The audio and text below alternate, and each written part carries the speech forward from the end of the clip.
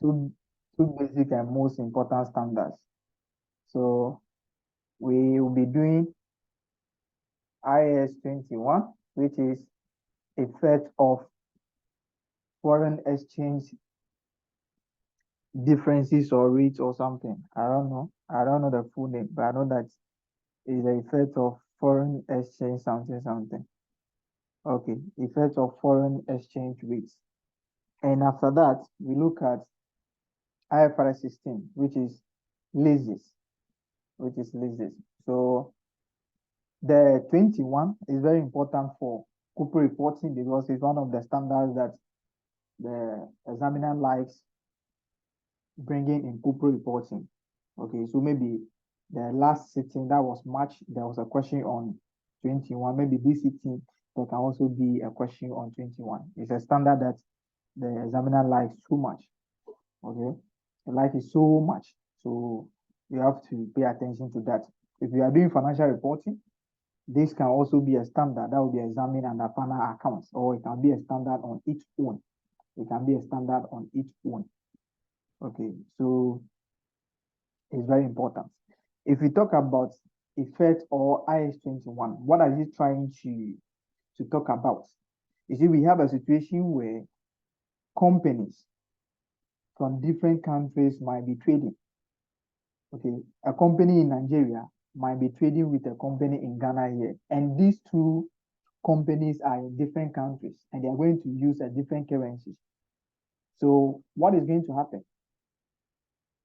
If a company in Ghana, company A in Ghana, is buying the items on credit, okay, if the things that the company is buying is on credit, it means that the company in Ghana will be taking some time to pay or to settle the debts to the Nigeria company.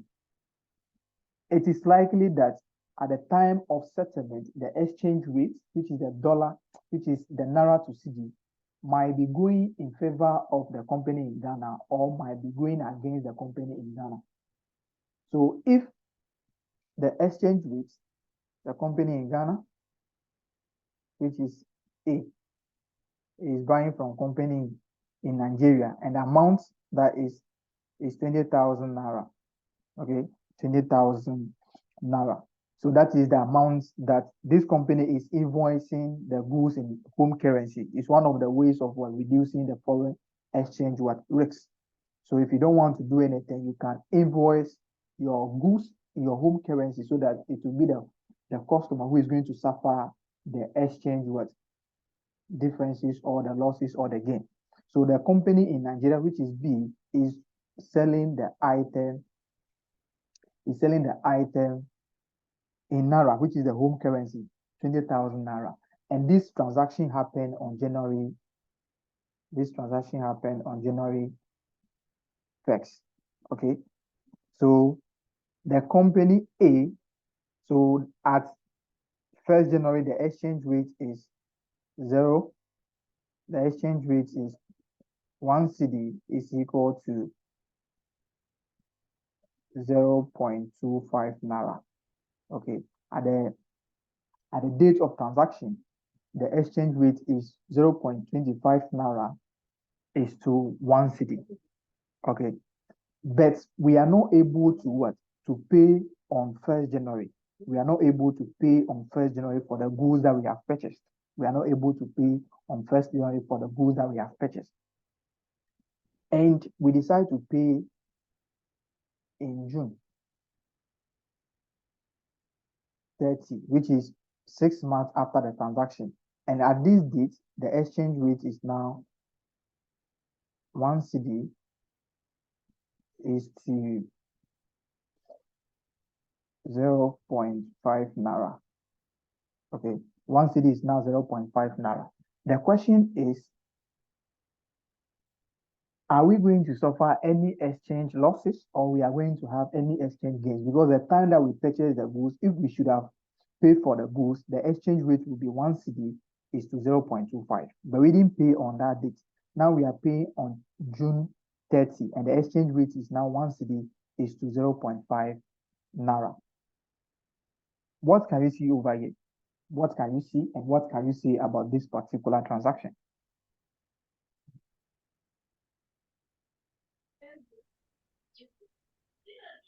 There will be exchange losses. Okay, there will be exchange losses. Why are we saying that there will be exchange losses?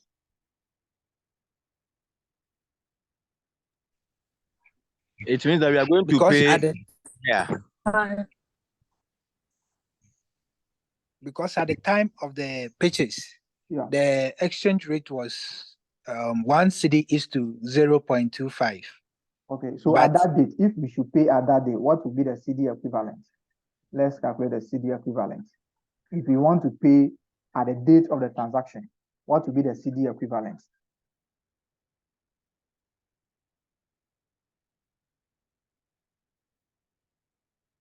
What would be the cedi equivalent? One cedi is equal to 0.25 naira. So we don't know the cedi is equal to 20,000 naira. So what do we do? Are we going to divide to get a cedi equivalent, or we multiply? Okay, you can see that the amount will be a division. Okay, so we now have the 20,000 naira divided by 0.25. What are we getting in cedis?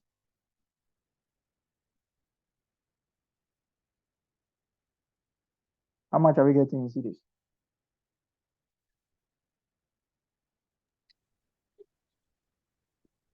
naira. 80,000. It will be 80,000 cedis, not naira. Okay, sorry. I hope you have gotten how the translation is done. One cedi is equal to 0.25. We are looking for cedi, we don't know. So X is equal to the 20,000 naira. So what do? We cross multiply.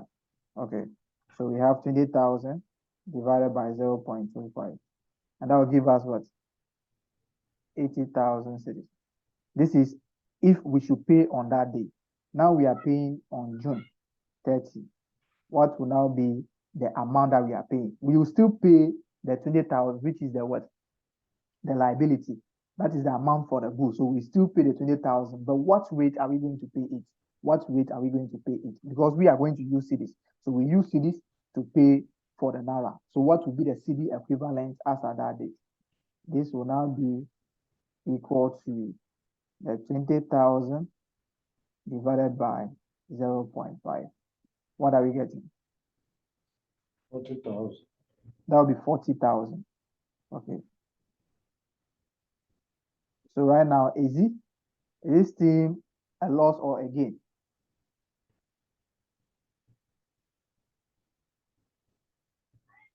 Would this be a loss or a gain? Again. It will I be think again. yeah, okay. Yes. So if you want to determine whether it is a loss or gain, you have to know how the translation will be done. So you can only be getting a gain if you are using the 0.25 to multiply the currency. But this one we are dividing. So the highest exchange rate will give you the lowest equivalent. The lowest one will give you the highest what? Equivalent. But if you are multiplying, that is why the highest will give you the highest equivalent and the lowest will give you the lowest equivalent. All right. So this is all about the exchange effect of the exchange rates. The thing is, we have this standard because there is a credit transaction. If you buy something and pay on the same day, there won't be any exchange rate because the exchange rate differences comes in when you're supposed to pay the amount this day, but you decide not to pay it and you are paying it at a later date. That is why you say that if I should pay for the goods or for the items today, what should have been the amount and what is the amount that I'm paying today? That is why you look for the exchange rate differences. So the exchange rate differences comes in as a result of what? Credit transaction. As a result of credit transaction, you can see that what we are translating over here is the liability. You can see that we are translating the liability. We are calculating the exchange rate differences on the liability, which is the payables, because we bought the goods on credit. But you can see that the goods in the financial statement of the company, the goods will be recognized at what? 80,000, and that is all, because we are not selling the goods in naira. So as soon as we bought the goods at 20,000 naira, we just translate it and know the CD equivalent of the goods. So we have the double entry at the date of the transaction will be debit purchases and credit payables. Okay, so the purchases will still be the 80,000. That is all, because we are not selling the goods in naira. But the payables, we have to pay it. So at the end of every reporting period, we have to ask ourselves, if we want to pay this amount now, how much will it be? How much will it be? So for the inventory, we are not going to translate it again because we are not selling the goods in what? In naira. So the translation rate or the spot rate at the date of the transaction, we use to translate it to the CD or to the currency equivalent, and that is the end. So if you have any payables or any liabilities that you are going to settle at a later date, that is the one that you are going to suffer the exchange rate losses, or you are going to enjoy the exchange gain on it. All right, I don't want to go there yet. Okay, let's talk about some of the terms that you'll be seeing under IAS 21. Some of the terms that you'll be seeing under the IAS 21. The first one, you see something like functional currency. You see something like functional currency, and the question can also ask you to define a functional currency or tell them how you can determine a functional currency. Another one is also, we have what we call a presentation currency. Presentation currency. Okay. We also have what we call the foreign currency. The foreign currency. Okay, let's also talk about the spot rates. Spot rates. Okay, we can also maybe exchange rates. Spot rates. Okay, spot rates. Maybe we can also talk about the closing rates. Okay, so these are some of the things that you'll be. These are some of the terms that you'll be seeing in the IAS 21. But the IAS 21, then this is the introduction. We have the IAS 21 because of what? Credit transactions. You cannot have exchange rate differences when there's a cash transaction. You bought an item in dollar and you pay immediately. What is the exchange losses or what is the exchange gain? You are only going to have an exchange gain or losses when the transaction is on credit. So you ask yourself at the date of the transaction, how much am I supposed to pay and how much am I paying now? So it means that if I should pay on this particular day or at the date of this one, I'm going to be losing this amount. So we have the exchange rate losses or gain as a result of a credit transaction. You should have that at the back of your mind, because we have the 21 simply because of what? Credit transactions. Simply because of credit what? Transactions. Okay, let's come to functional currency. Functional currency.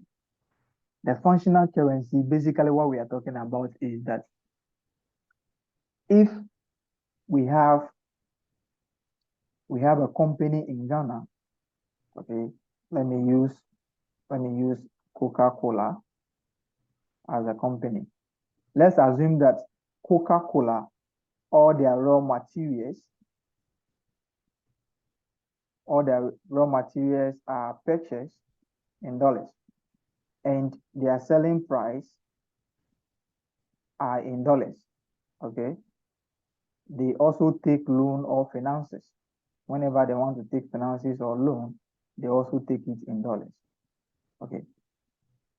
What currency can we say that is a currency that Coca-Cola operates in? What currency are we going to say? Coca-Cola is in Ghana, but all of their things are in dollars. So what would be the currency that we say that is the currency that Coca-Cola use for their operation? Are we going to say cedis or we are going to say dollars? Dollars. We are going to say what?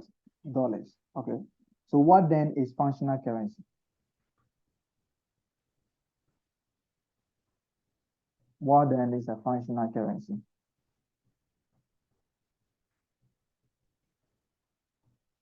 It is in which a company transacts it or transacts it, or it's a company operates its activities. Okay, that is not bad. Usually, maybe how they invoice Okay, okay, invoicing is in that currency. Yeah, okay, source of finance is also from that currency. okay, okay.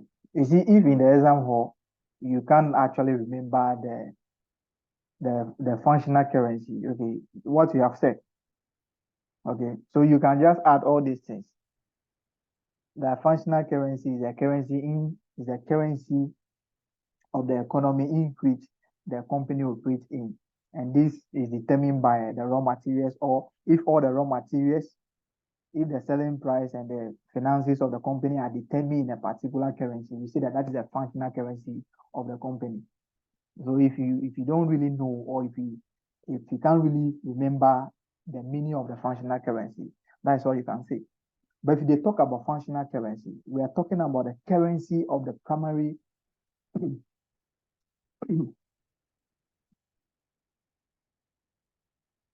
Come again, please.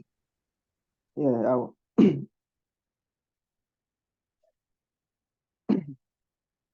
okay, if we are talking about functional currency,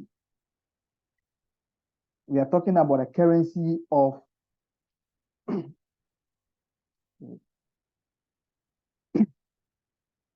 functional currency is the currency of the primary economic environment in which the entity operates in. Is the currency of the primary economic environment. So the important point over here is the economic environment. PEE is the currency of the primary economic environment in which the company operates in. What do you mean by the primary economic environment? Okay, the primary economic environment is being determined by what is the currency that most of the company's activities are carried in. What is the currency that dominates most of the company's activity? That's what we say the primary economic environment. So although Coca-Cola is in Ghana, it is as if they are operating in US. It is as if they are operating in US. So most of the activities are what? Are in the US dollar. So they are operating in what? In the economy of what? US, because most of their what? Their transactions are carried out in the US dollar, though in Ghana. So the functional currency is not determined by the location of the company.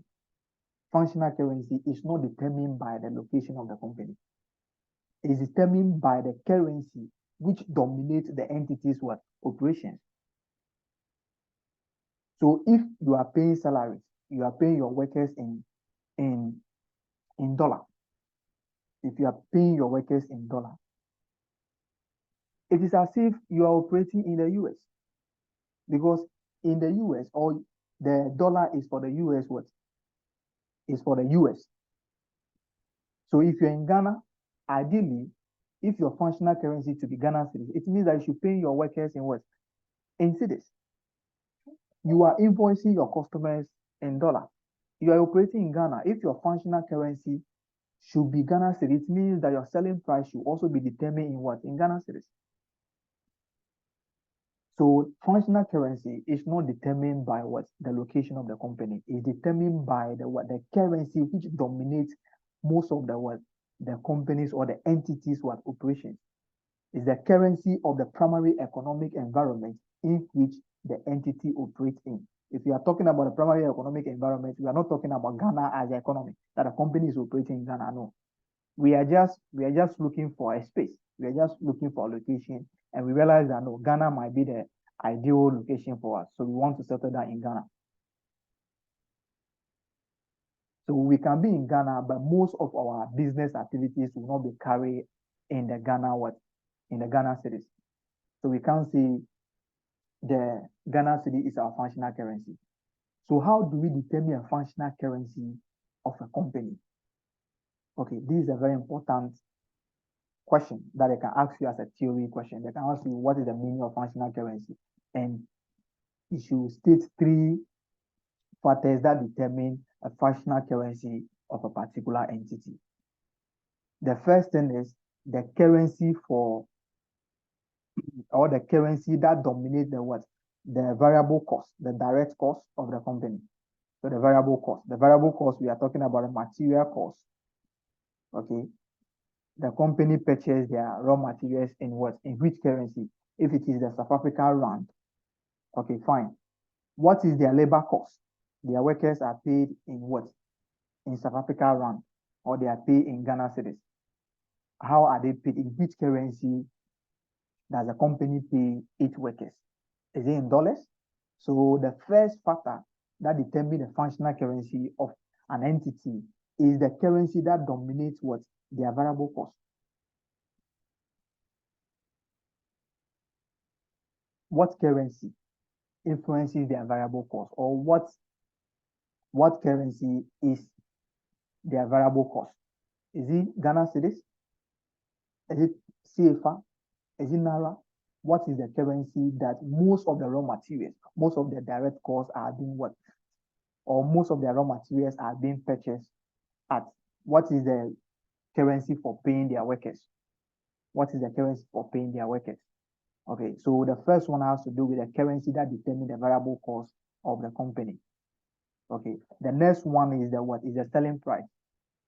The currency that dominates the determination of their selling price.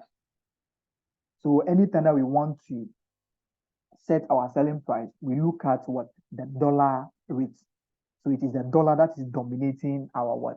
Our selling price. Although the selling price might not be set in dollar, but what is the driving force behind the selling price? So the currency that dominates or that determines the selling price of the company is also one of the ways of determining what? The functional currency. The third one is the currency in which the company will seek their finances. So whenever you want to go for finances, you go for what? Dollar loans, or you go for loans in dollar city, in dollar currency, or in Naira or something. So the raw material, the cost that dominate their variable cost, their selling price, their what? Their finances.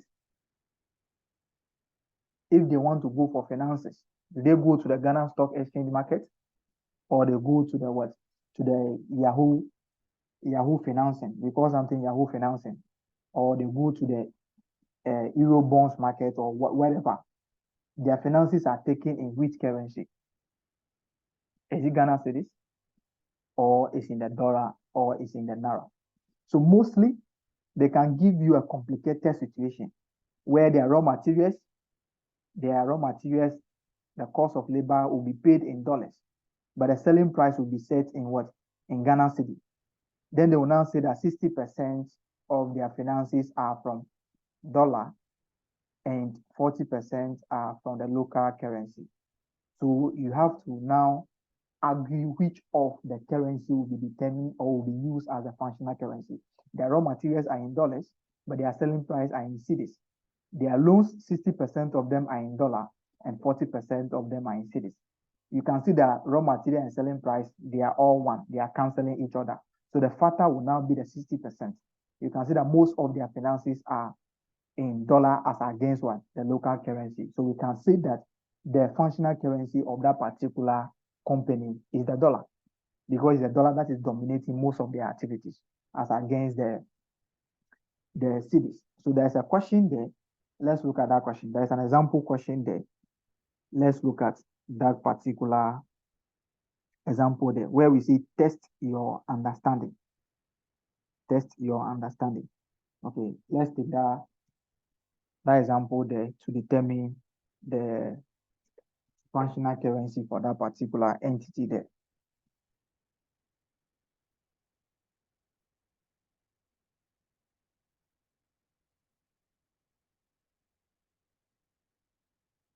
Can you see that? Test your understanding. Chef is an entity located in a country whose currency is dollars. 70% of Chef sales are dominated in dollars and 30% of them are dominated in sterling. Chivi does not convert receipts from customers into other currencies. Shift buys most of its inventories and pays for a large proportion of operating costs in sterling. Chevy has two bank loans outstanding. Both of these loans are dominated in dollars. Can you see that particular example there?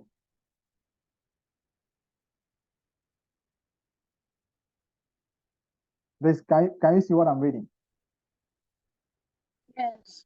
Yes. So what is the functional currency of SHIFT? What is the functional currency of SHIFT? What is the functional currency of SHIFT? Dollars. Dollar. Why are we saying it's a dollar?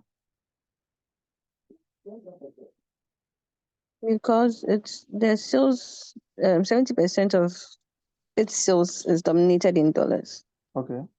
And the analysis we just did, you were like, it takes into consideration the sales, the selling price, and also the loans, and then the variable cost.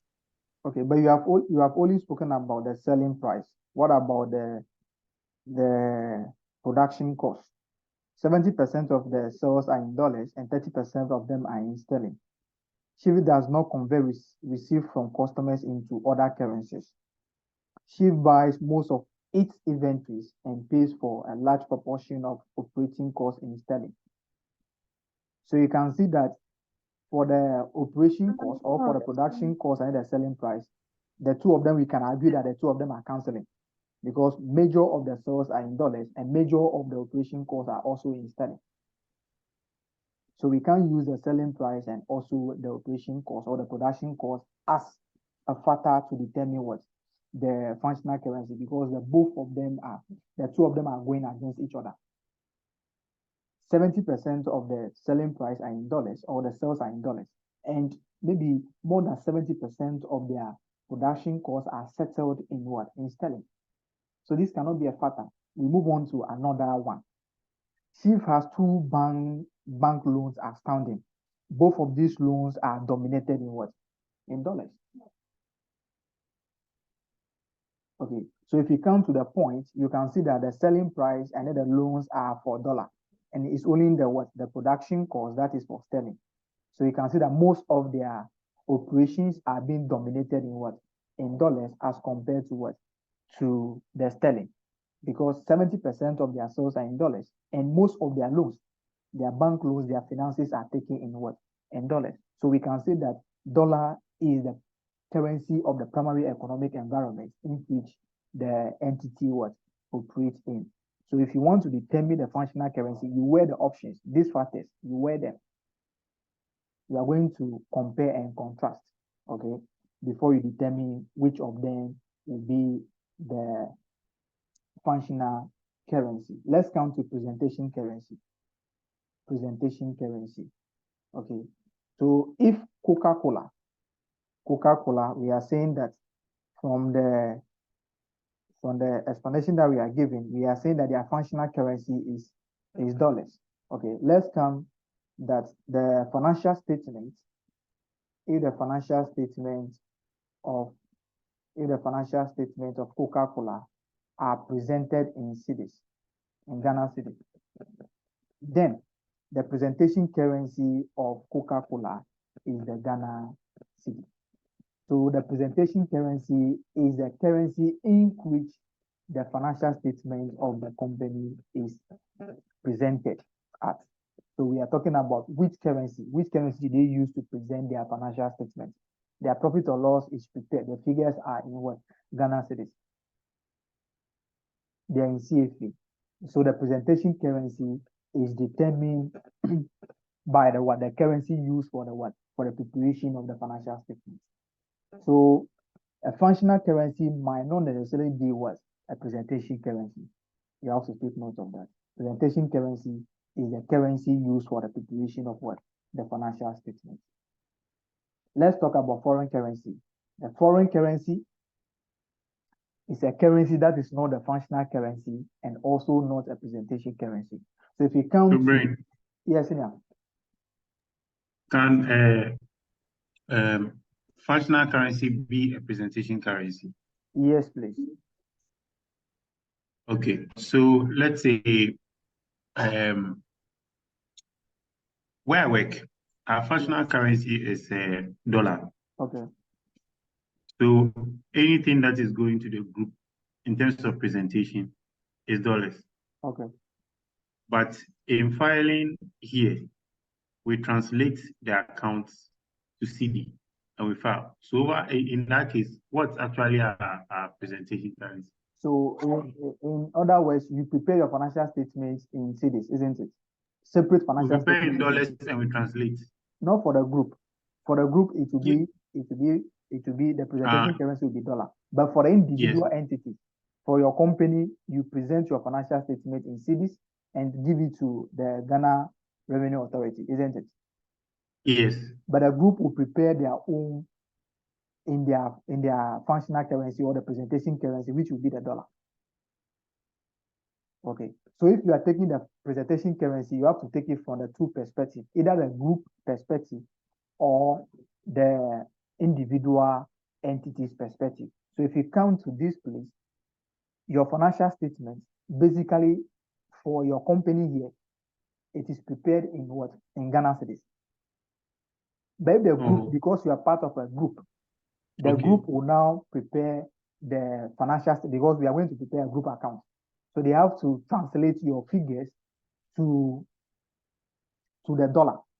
Maybe if you prepare it in, you are going to prepare your financial statement in cedis. That is the individual financial statement for the company here.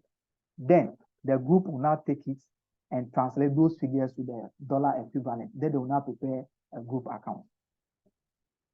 No, we rather present in dollar, but we only translate because probably we are taking it to GRA. Okay. So basically, your financial statements are being prepared over your individual financial statements are prepared in dollars. Yes. But for tax purposes, that is why you are doing the translation. Yes.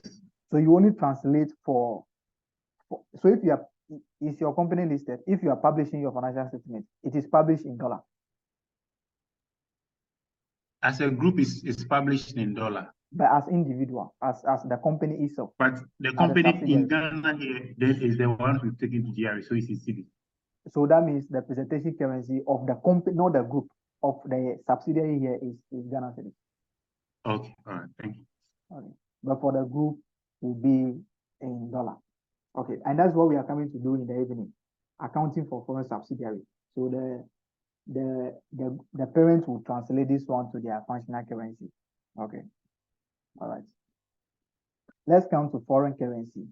The foreign currency is not the functional currency and it's not the presentation currency. So we see that the functional currency of Coca-Cola is dollars and their financial statements are being prepared in cedis. So if you come to Naira, Naira will be a foreign currency to Coca-Cola. So that is what we call the foreign currency. Their functional currency is dollars. Their presentation is cedis. And if we take any other currency apart from the cedis and the dollar, that is called a foreign what? Currency. All right. Let's come to what we call a spot rate. A spot rate. So at the date of the transaction, the exchange rate at the date of the transaction is what we call the spot rate. So the one that we have over here, the time that we are buying, the exchange rate is what?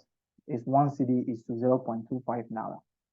So it means that the 1 cedi is equal to this one is what we call the spot rate. That is the spot rate. The date, the rate at the date of the transaction is what we call the spot rate. Then what is the closing rate? The closing rate is the rate at the reporting period.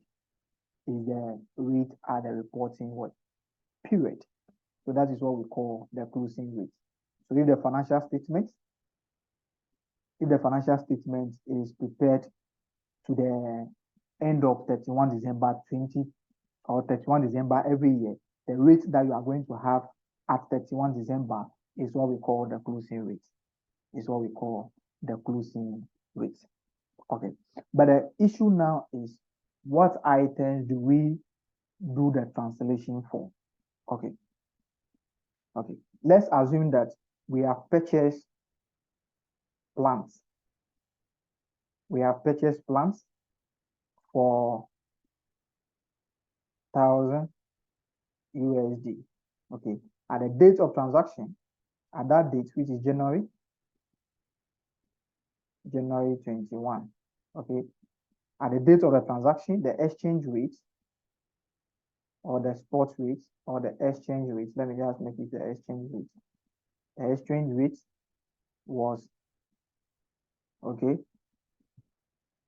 USD is equal to 2 Ghana cedis. Okay. We purchase the plants on credit. So at the date of the transaction, the exchange rate is what? Is $1 is equal to 2 Ghana cedis. Okay. If you want to record this in your books at the date of the transaction, how would this particular transaction be recorded in the books of the company on 1st January 2021?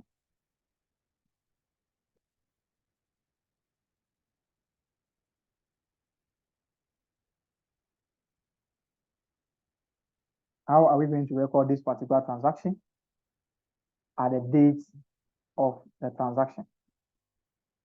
We purchase plants for 10,000 USD on credits.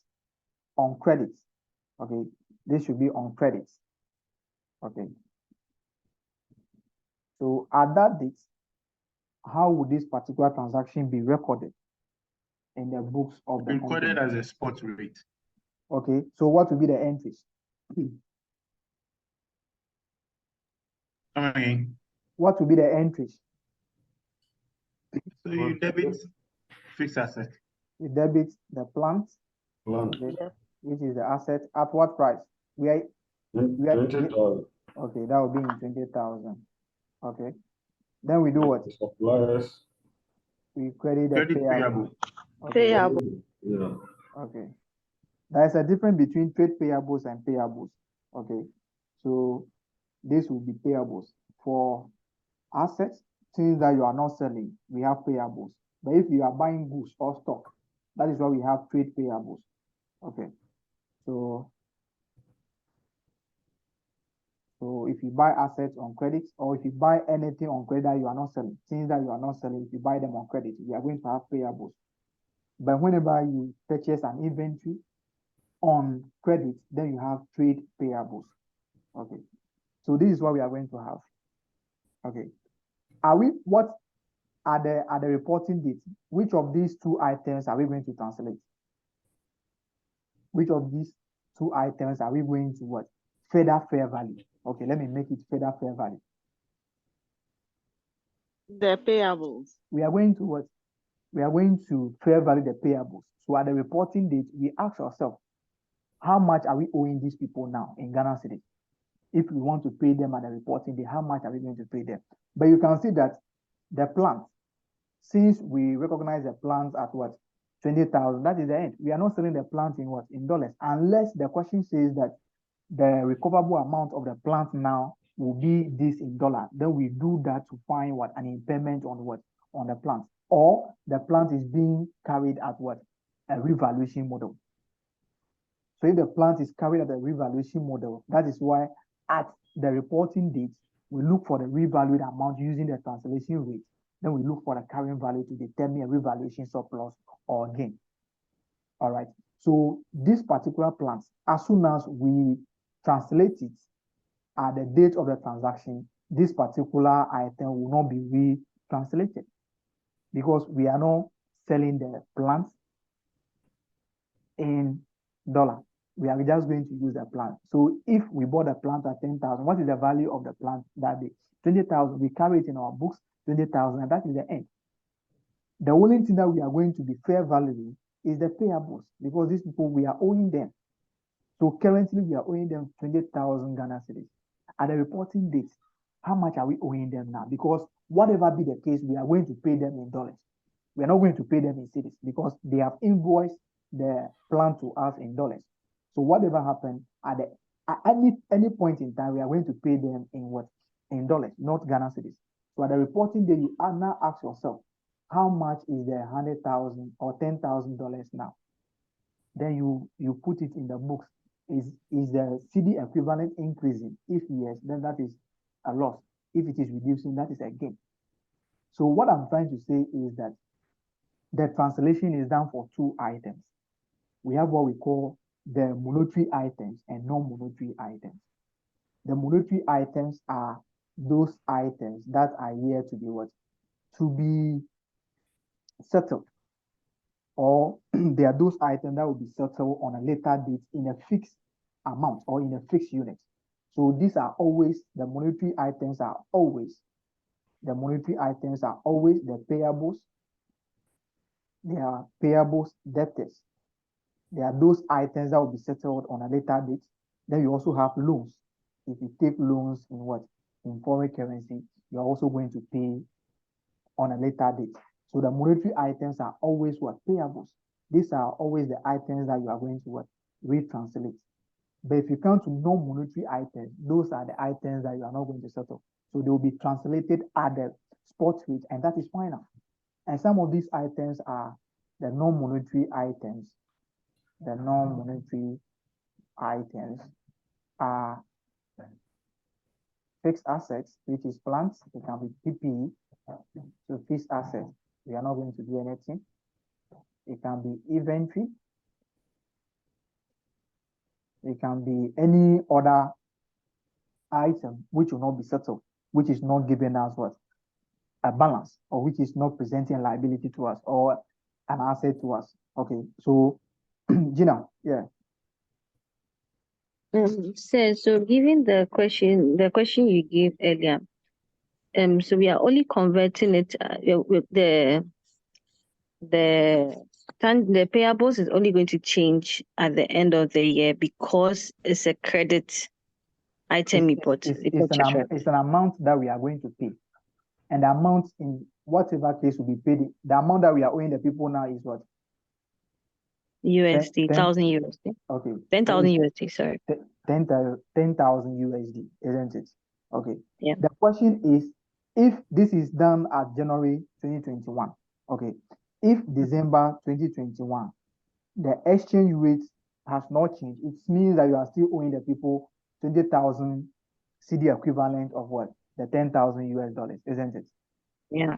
Okay. Or at the reporting date, if the exchange rate has not changed, it means that you need to what? Send 20,000 USD to a bank. You need to send 20,000 Ghana cedis to a bank to take what? 10,000 USD and pay your what? Your supplier. But the question now is, if at the reporting date, the exchange rate is now 1 USD is equal to 3.5. Okay, it's now 3.5. Assuming you want to pay at the reporting date, are you still going to be taking 20,000 Ghana cedis to the bank to pay the 10,000 USD? No. How much will you be taking? 35,000. 35,000. So you only translate this and 35,000. So what is happening now? We have 20,000 and now 35,000. We are suffering what? Exchange losses. 15,000. 15,000. I hope you have gotten an understanding. Yeah, I've gotten it. So that means when we have, say, we made immediate payments upon purchase, that means it will still be the same. We are not going to have payables. So this will now be cash. Cash, yeah. So there's if it's a cash transaction, there is no issue about what. Then the 21 crore will not even come there. The 21 comes in because of a credit transaction. Okay. So you have sold goods to someone on credit. It means that you are going to collect the amount. But if you sold to the person in the local currency, you have sold to me in Ghana cedis. Whatever happened, maybe you have parted in time value of money already. So whatever happened, you are going to be getting the same amount of money from me. So if you have sold to someone in the local currency, we don't have any issue to do with exchange differences. But the exchange differences comes in when there is a credit transaction between two companies or two individuals in two different countries. All right. Yeah, FG, you wanted to say something? Yes, I was. I wanted to find out. So at this point, the 3.5 that we are making or using to exchange make the payment? Is it going to be the No, closing rate? I can hardly hear you. Yeah. Hello. Yes, Can you hear me now? yes. Yes, what I'm saying that the closing rate, is it necessarily the time we are making the payment or the time we are paying the financial statement in this system? Assuming we are paying the 3.5 before the end of the year or the time we are paying the financial statement, that the Okay. 3.5 becomes The, the closing rate. okay, we are using the closing rate because the bill is still outstanding. But if you should have paid the amount on June 30th June, and the exchange rate was maybe 1 USD is equal to 2.5 Ghana cedis. So this is the exchange rate that you are going to use because this is the data you are settling the amount. So I'm settling this amount on 30th June. How much will I use in cedis to pay the $10,000? I'll be using 25,000 against. I mean, so the 2.5 does it become the closing rate? No. It will not become the closing rate. The closing rate is the rate at reporting. So we use the closing rate if the debt is still outstanding. So it means, so how do we call the 2.5? The 2.5 can be called exchange rate. Okay. It can be called the exchange rate. Are you okay? Okay. Yes. So the closing rate is always the rate at the reporting date, and we use the closing rate if the debt is still outstanding as at that date, as at the reporting date.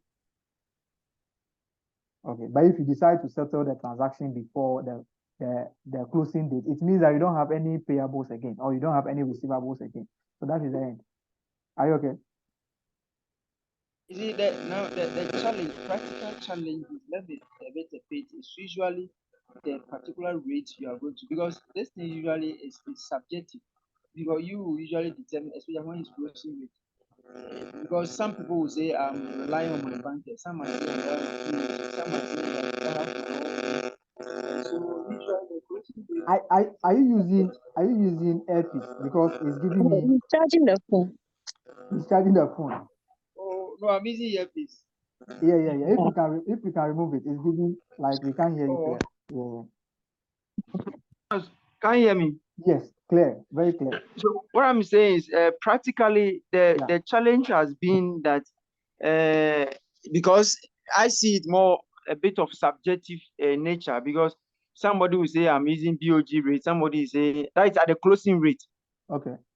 Somebody say I'm using my bank's rate, somebody say I'm fixing my own rate. So in that instance, it becomes a bit challenging, and so you report using your own rate or determining your own rate as closing rate. So the closing rate should be determined in relation to the demand and supply forces of the market. Because if you want to go and pay, you go to somewhere or you go to a bank and you use the cedi to purchase the dollar before you pay. You are not going to do that thing in your own house and you say that you are determining your own closing rate. No. If you are going to use your bank's rate, that is fine, because the bank is saying that at that date, if you should bring the cedi equivalent, this is how you are going to sell $1 for you. So fine. Okay. If you're using the Bank of Ghana rate, it means that you are going to carry the transaction with Bank of Ghana. That is fine. But you can't just stand up there and say you are using your own rate. If you should pay the person today, where will you get the dollar to convert the cedi and pay? So we do it in reference to maybe the bank that you are going to transact, or sometimes some people do what we call a forward contract, where they will have an agreement with the bank that we are going to pay a customer $10,000 on this date. Can you give us a fixed rate so that at this particular day we come and pay? Okay, they can do that. So it's an agreement that you're going to have with the bank, and the rate should be determined with regards to the demand and supply forces. You can also determine your own exchange rate, but in this case, you have to determine it in regards to the interest rates. The interest rates, what is the interest rate in the economy now? What is the inflation rate?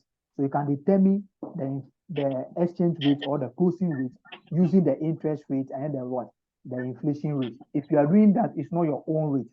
You are using the interest rate of the Bank of Ghana or of your bank or the inflation rate in the economy, which the banks are also going to take into consideration before determining the what? The exchange rate or the closing rate.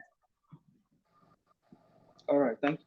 Okay, I hope I've explained your. Yeah. All right. So if you're an accountant, don't be doing that. You are doing the no. That you are doing this thing for. No, if you are doing that, the financial statement will not be faithfully what presented. Okay, you don't have a bank and you are using your own rate. How? All right. So that is about this one. Let's look at the items that we what we the initial measurements. So let's talk about initial measurements. Okay. If we come to the initial measurements, I've said all those things already, but let's see. The initial measurements, we use the spot rate. So before you record whatever transaction that happened, we use the spot rate. So the spot rate, that is what we have done for this one. So it will be debit plans, 20,000, credit this one. Then you now ask yourself, out of this particular transaction, do you have any payables or do you have any amount that you are going to receive on a later date? If yes, then that particular amount, if it is still outstanding at reporting date, we use the subsequent measurement to be for the closing rate. So we fair value that particular amount on a reporting date. It can also happen that the amount that is outstanding, you have paid half and is remaining half. You only translate the remaining balance, not the total balance, because it's the remaining balance that you are going to pay. So what will be the cedi or what will be the local currency equivalent to settle that particular foreign currency? So that's what we do. So this is done for what? The spot rate closing rate is done for what? Monetary items. Monetary items. So this will be done for payables, loans, and receivables. But if you come to non-monetary items, the non-monetary items, what we do is that the initial measurements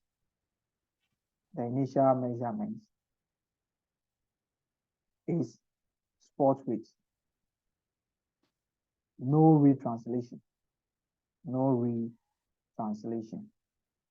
There's no subsequent measurement for this one, unless the item is carried or the PP, mostly PP, is carried under revaluation model.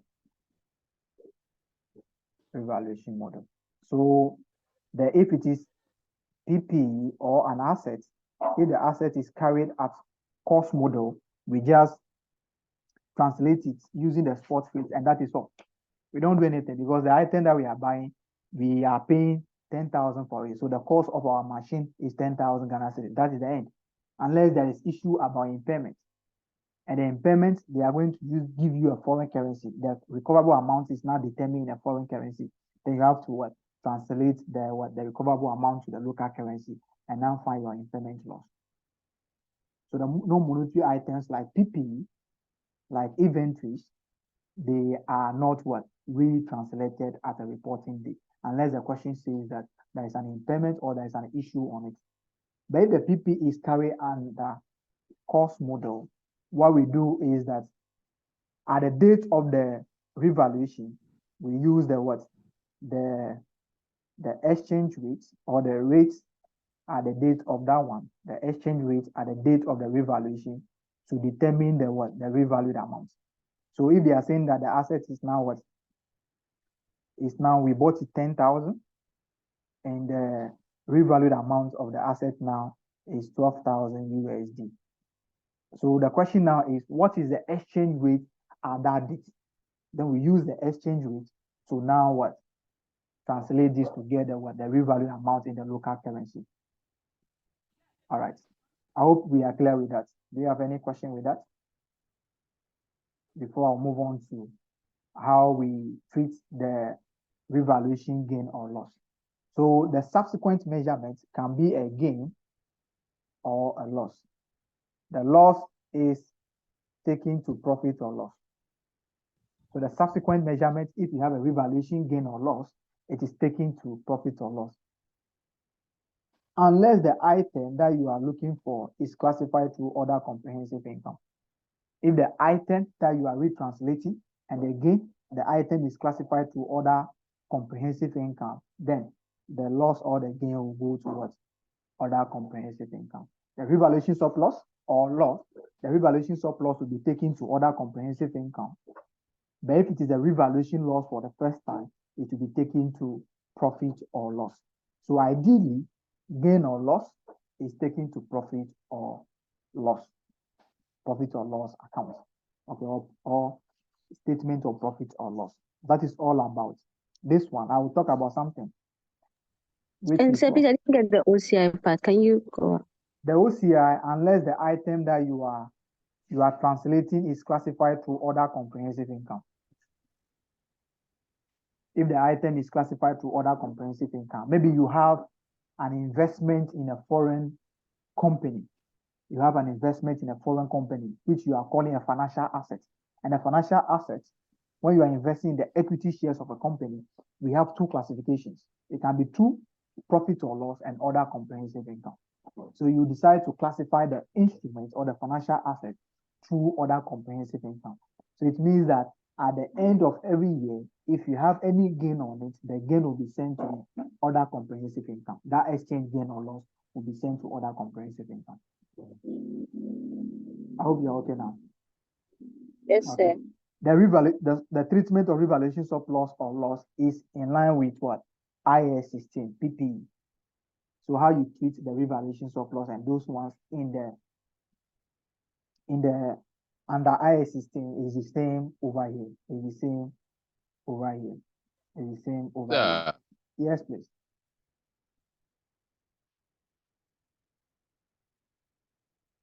Yeah, someone wants to talk.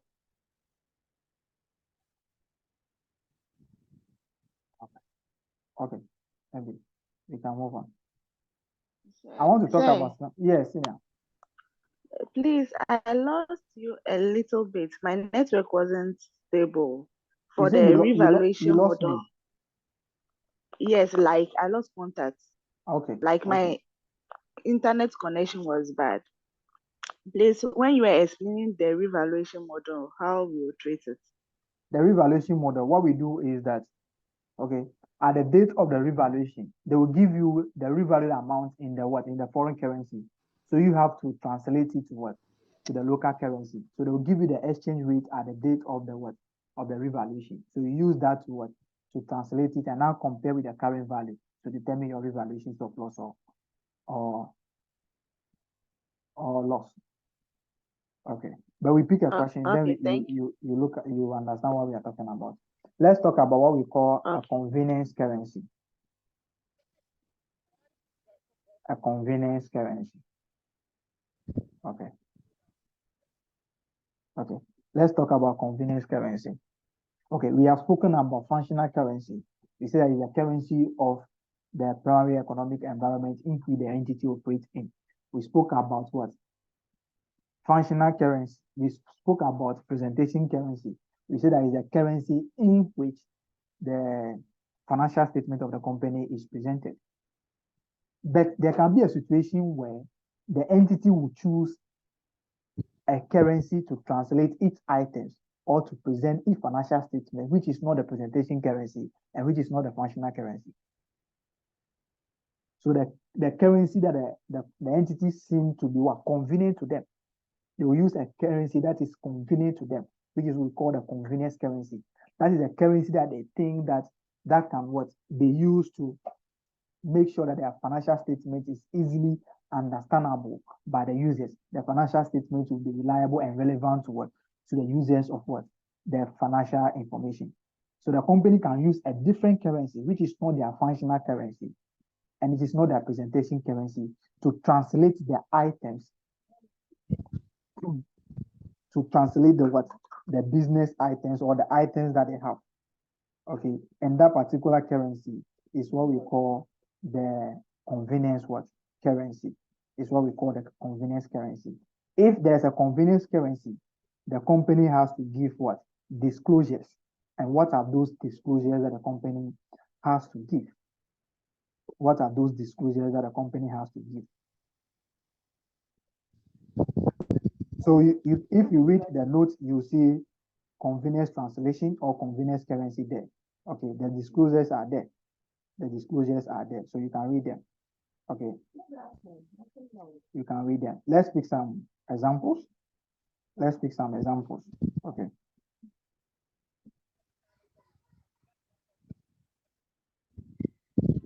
Let's pick some examples. Let's pick at least two examples, then we move on. So tutorial questions. 1, 2, and okay. The tutorial questions. So hey, I thought I have a question on this one. I have a question on okay, let's take the example 2. Recognition of exchange differences. Example 2.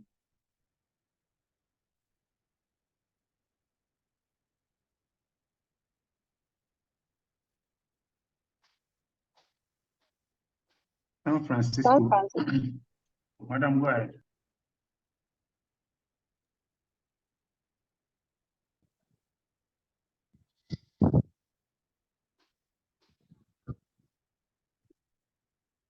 Okay. Oh.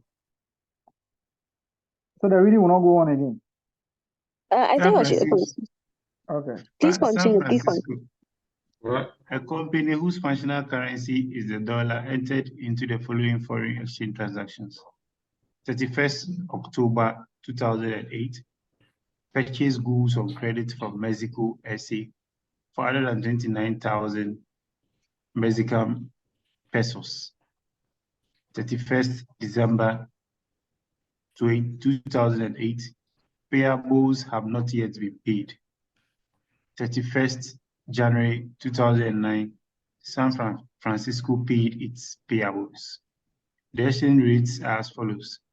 31st October is 9.5 to $1. That's 9.5 pesos to $1. 31st December, it's 10 pesos. It's 10 pesos to $1. And then 31st January 2009 is 9.7 pesos to $1. Required. How would these transactions be recorded in the books of San Francisco for the year ended 31st December 2008 and 2009? Okay. So you can see that their reporting date is what? Is 31 December, isn't it? 31st December. Okay. Yeah. So this particular transaction, at the date of the transaction, we are going to recognize inventory and also payables, isn't it? Yes. Okay. So let's look at the initial measurements. The initial measurements, which will always be at the date of the transaction. So what we do is that what will be this particular, because the functional currency of the company is dollars. So we assume that their presentation currency will also be what? The dollars, because they didn't say anything about that. Okay. So it means that the Mexican pesos will now be what? Translated to what? To the dollar. Okay. And the exchange rate is what? At the date of the transaction, the spot rate is 9.5. Is okay. So this will be $1 equal to what? 9.50 what? Pesos. Okay. So how much are we looking for? We are looking for what? We are looking for 29,000. So in this case, are we going to divide or we multiply? It's very important. So this will be 29,000. Multiply. Are you sure? Yes. We are looking for the dollar.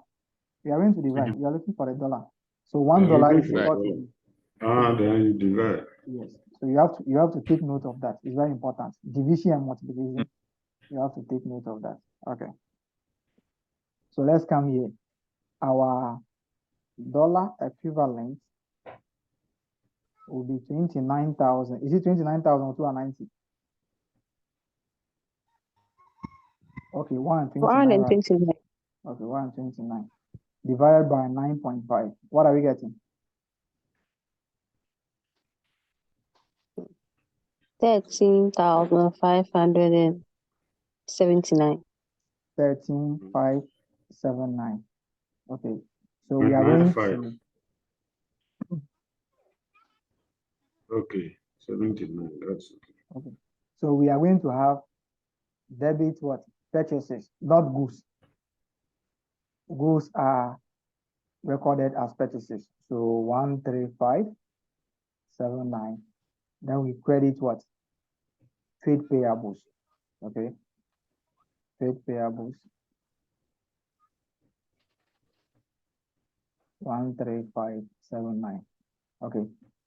At reporting, have you paid this one? At reporting? No. Oh, No. Okay. So the thing is, at reporting, you ask yourself if you should pay the people now. Will it still be the $13579? That would be yes, if the exchange rate has not changed. But at reporting, what is happening? What is the exchange rate? Exchange is 10 at reporting. Is 10? 10, 10 to a 10 dollar. pesos is to $1. Okay. So 10 is to So 29,000. $1. So the dollar equivalent will be what? Will be 129,000. 19,200. Okay. Divided by 10. That will be 12,900. 12,900. Okay. So what is happening? You can see that our payables is now reducing, isn't it? Yes. Yes. Okay. So let's calculate the gain on the payables. The gain on the exchange. Exchange gain will now be 13579 minus what? 12900.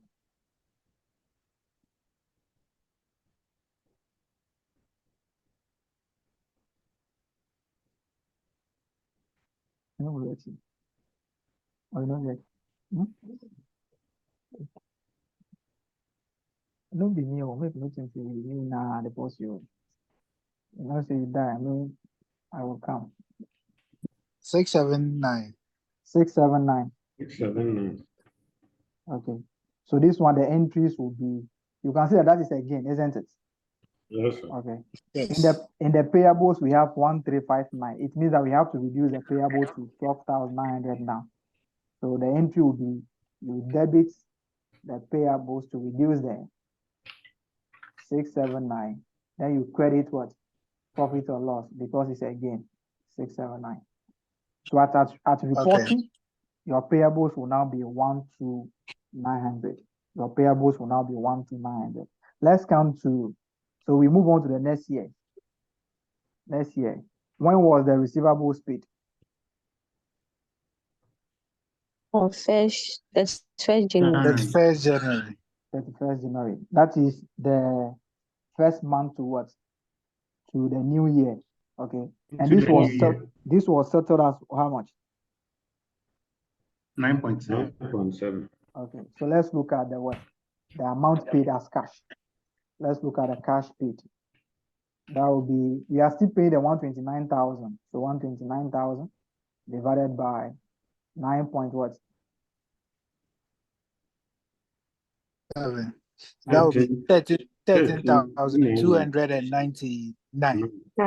Okay. 299. Okay. But what was the payables in the books? 12,900. Okay. 13. 12,900. No, it's not 13. This is at the beginning. We are now using what? $12,900 to pay. That is at reporting. You can see that we have retranslated it at reporting, and we have the dollar equivalent to be 12,900. So this is now the opening balance on the account for the start of the new year. But we are now paying what? 13,299. So what is happening?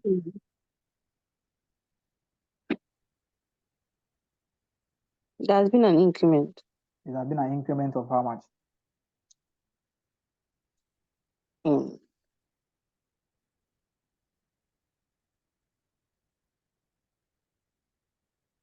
What will be the loss? 339.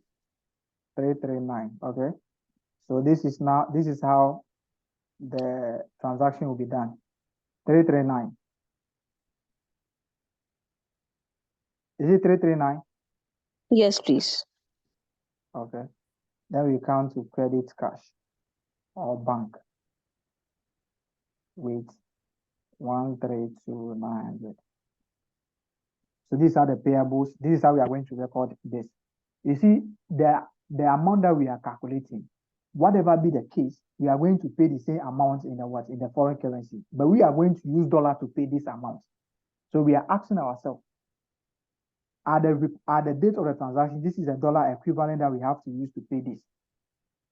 At reporting, the question now is, if we want to pay, we have to use the same dollar equivalent to pay. That would be yes, if the exchange rate is the same. But if the exchange rate is now changing, then the question now is, if you want to pay this particular 129,000 pesos today, what would be the dollar equivalent? We look for it and compare with the amount that we have first as the dollar equivalent. Is it increasing? Is the dollar equivalent increasing? If it is increasing, it means that we need to add additional amount to pay. We are making a loss. That is the exchange rate loss. But if it is reducing, it means that we have put more than the amount that we have to use to pay, and that is a gain. So we reduce it to the new amount now. But if you come to the time that you are paying, you ask yourself, this is the day that you are going to pay, and you are going to pay with the exchange rate at the date of what? The settlement. How much have you finally used to pay that particular what? 129,000. And what was the opening balance on the payables account? The opening balance was 12,900, and we have used 13,299 to pay. It means that we have added certain amount to the balance over here to pay that amount, and that particular increase is exchange what? Loss, exchange difference loss. That is what we do. Are you okay? I hope you are okay with this particular one. Okay. Let's look at tutorial question 2. And Sir, yes, please. sir. So you see, we're not giving the exchange rate as at 31st December 2019. We So have if settled we the had amount been, already. We have paid already. So okay. what do you don't have any obligation at the reporting date? So what are you going to Yes. You have paid the amount already, so you're not going to pay anything again. So even if you are giving it, it's useless. Yes, sir. Thank you. Okay. You have nothing to pay again. Let's look at tutorial questions 2 and also question 5.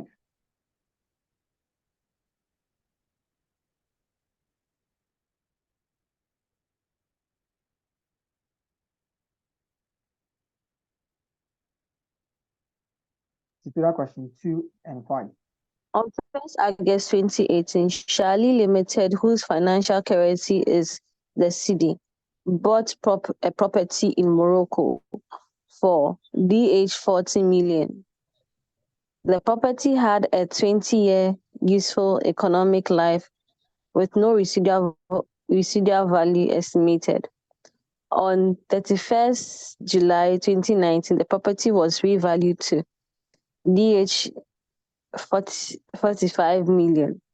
Exchange rates were on January 2018, 1 cedi to 1.32 DH, and in August 2018, 1 cedi to 1.25 DH.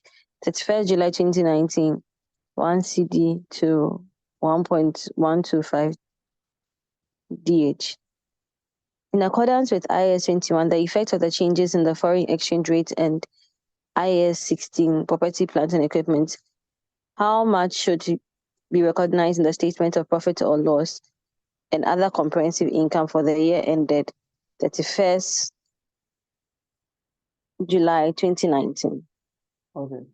So the issue now is that there was nothing indicating that the property was bought on credit, isn't it? Can you see that the property was bought on credit? No, sir. Okay, so we assume that we have paid cash for this particular transaction. Are we okay? So the property was acquired on 1st August 2018. So how will the company recognize this? Because their functional currency in what is the CD. So we assume that their presentation currency is also the CD. Okay, so the property was bought from Morocco and they are using the DH 14 million. So what will be the CD equivalent at the transaction date? Let's look at that first. Okay. So at the transaction date, which is the 1st August 2018. Okay. The 40, the exchange rate is what?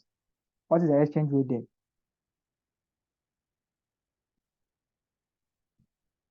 $1.32 Okay, 1 CD is equal to is to 1.32.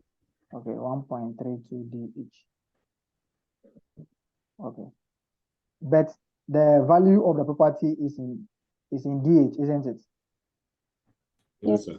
Okay, and that is DH 14 million.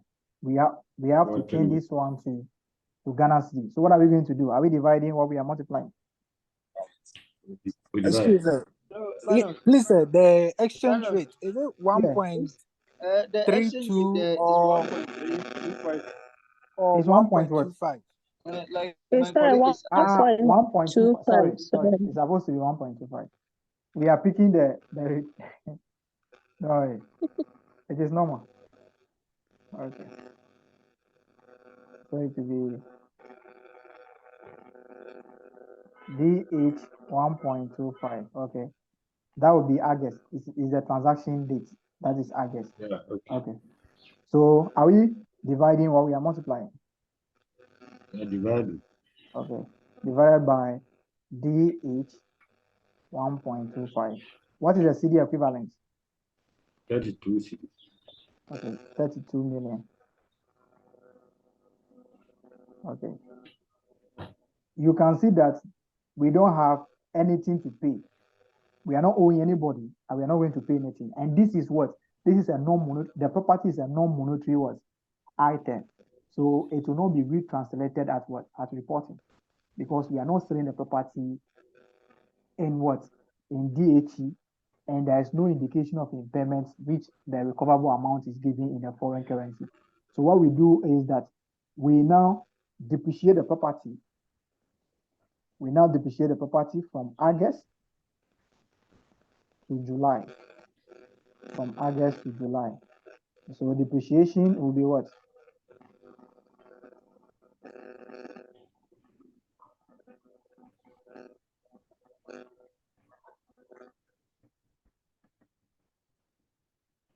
Okay. The depreciation is what? What is the useful life of the property? 20. Okay. So that will be 20 years. That will be 1.6. 1.6. Okay. 1.6 million. Okay. Let's now come. What will be the carrying value of the property? Don't be there and be assuming that property consists of land and building. So why are we? No. Property can either be land, or it can be built, it can be building, or it can be both. And the question says property, and they have given you a useful life. So you assume that the property is entirely what? A building. So you have 32 million minus 1.6 million. What is the carrying value? 30.4. 30.4. Okay. But the question says that the property is carried at what? Okay, they just say the property was revalued to what? 45 million. So it means 45. that they are using a revaluation model for this particular what? Property. So when was the property revalued? On 31st July 2019. Okay. at the end of the year. Okay. And the revalued amount is what? 45 DH. And we are carrying the property in what? In Ghana city. So you have to find the Ghana city equivalent of what? The revalued amount. So let's find that. So the revalued amount in Ghana city in CD will be 45 DH million divided by what? 1.125. 1.125. What are we getting? 40. 40 million. So what will be the revaluation surplus now?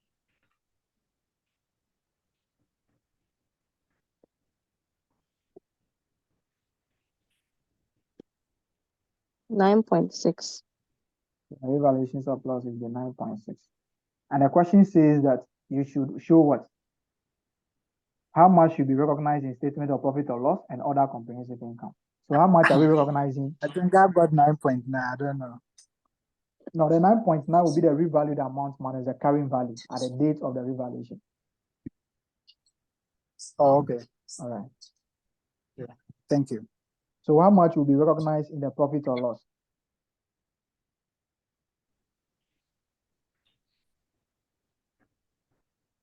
$9.6. No, please.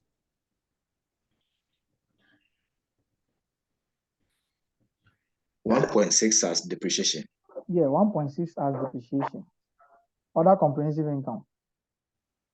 9.6. And depreciation. Okay. 1.6. Other comprehensive income will be 9.6 as a revaluation. What? 9.6. Okay, as a revaluation surplus. That is all. You can try the question. The question 3 is about determining the functional currency of that particular company there. So you are giving certain information there. Then use the principle, the variable cost or the operational cost or production cost, the selling price, and also the finances of the company. So you use that. Let's look at question 5.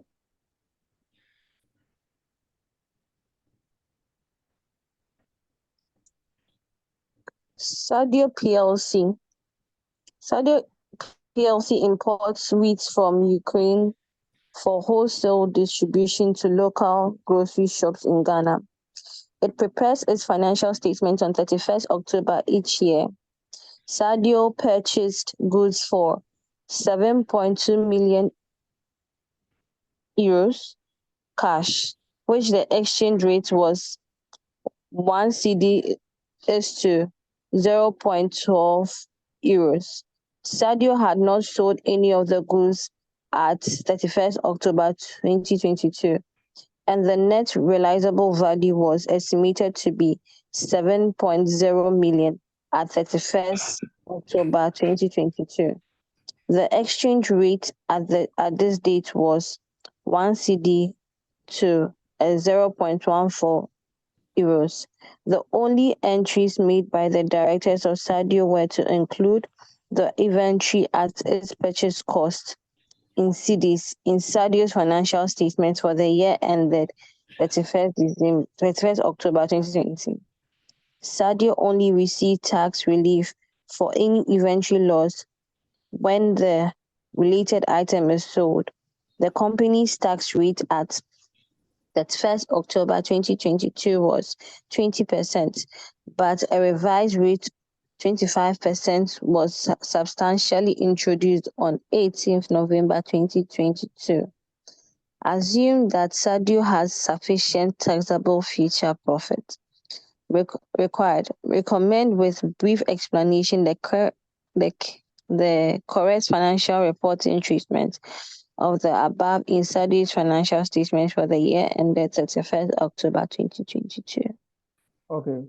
The item over here, is it a monetary item or non-monetary item? It's a non-monetary item. Okay. So you can see that it will not be retranslated at subsequent measurement. We don't do retranslation, but you can see that they are talking about issue of impairment. Can you see that they are talking about issue of impairment? Yes. Inventory loss. Yeah. So the issue of the impairment, then we now determine the net realizable value and compare with the current value that we have. All right. you can see they say the goods were paid for by cash. So we don't have any payables there which will be translated at the closing rate. Okay, so if they say the goods were bought on credit, it means that we'll be having issues concerning the impairment of the inventory and also retranslation of what? The payables. Okay, but the question now is the goods were bought for cash and these were bought on what? What is the date? They didn't tell us, isn't it? Mm. Okay, so it means that it was bought before the reporting period, isn't it? Yes. Okay, and this, the company is now what? Is operating in Ghana. So it means that the euros must be what? Translated to what? Ghana cedi. So let's look Yeah. at, that will be question 5. So let's look at the cedi equivalent over there. So the euros is 7.2. And the exchange rate on that date is what?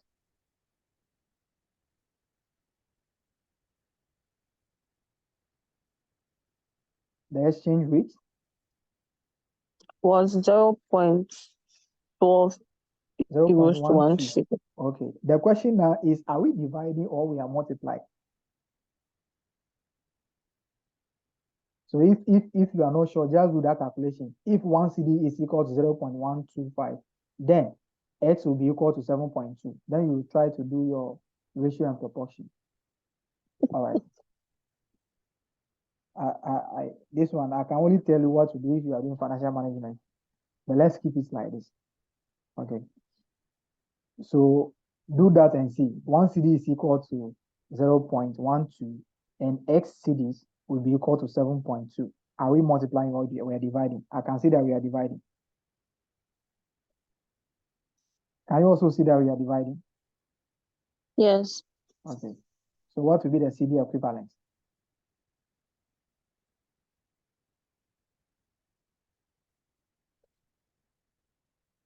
Mm. 60 million. 60 million.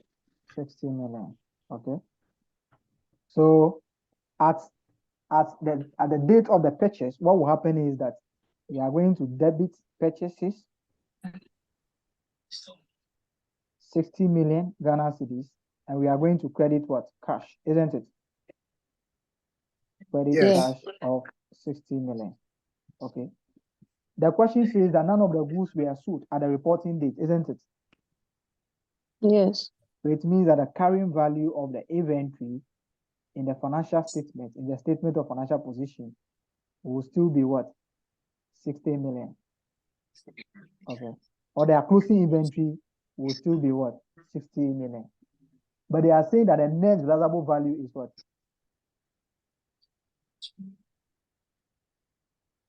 It's 7.0 million. It's 7 million. 7 million at 0.1. Yeah. Okay, let's find the net realizable value. We know that inventory should be measured at lower of its cost or the net realizable value. So let's look for the net Yeah. realizable value. So you can see that it's one question, but with numerous standards.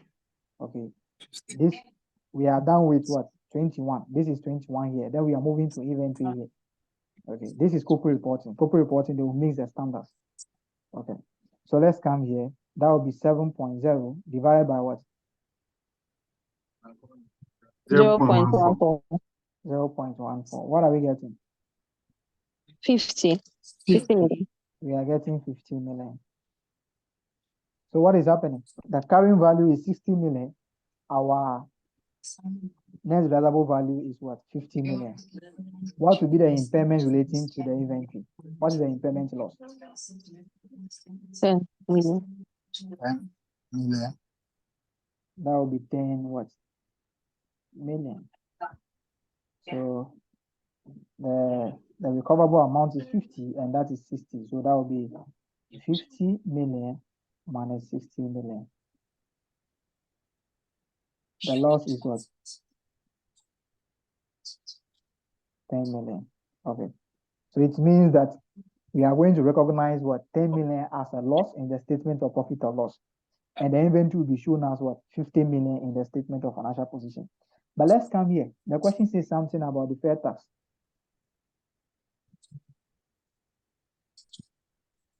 Sadio only receives. Sadio only receives tax relief for any inventory loss when the related item is sold. The company tax rate at 31 October 2022 was 20%, but a revised rate 25% was substantially introduced on 18th November 2022. Assume that Sadio has sufficient taxable future what profit. Who is suffering the loss? Who is suffering the loss of what? 10 million. Sadio. Okay. But whenever the inventory is sold, the tax authority is going to allow them to what? To deduct the 10 million from their profit before they will charge tax on it. So it means that the company is going to have a future tax, a future Different. deferred tax asset. Okay. Which will be calculated as what? The tax rate. Which tax rate are we going to use? 25. No, please. Okay, let me just accept the 25 and ask you why. Why 25? Because this will be in the future and 20 will no longer But be. the revised rate was No, that is event after reporting date. Okay. All right. And even if the law is revised, it will take some time for it to be implemented. Are we going to be waiting? Because if it is revised, Parliament has to approve, and it will take like 6 months or something before it will have effect. So that particular one is also event after reporting day. So we don't take that into consideration. You use your original tax rate. But if the revised one was done within the reporting period, then we use the revised rate. But this is revised after the reporting period. So that will be treated as an event after reporting period, another standard in this particular question. So the deferred tax asset will be calculated as 0.2 times 10 million. So what will be the tax benefit that we'll be enjoying on this loss when we make profits? What will be the tax benefits? Would that be 2 million? Yes, sir. Okay, so we show a deferred tax asset of 2 million in the statement of financial position as a non-current what? Concurrent. Asset. So that is all about this question. You can see that this question is having about 4 standards. IAS 21, 2, IAS 12, and IAS what? 10. So the corporate reporting, these are they are going to, one question you'll be seeing a lot of, maybe more than 2 standards in one question. Okay, so that is all for the 21. Do you have any question?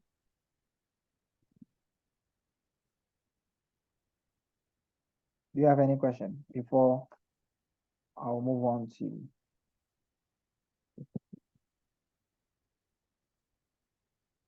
Okay, we don't have any question. All right, so what I will do is that I'll give you people 10 minutes break, but what will happen is that I want to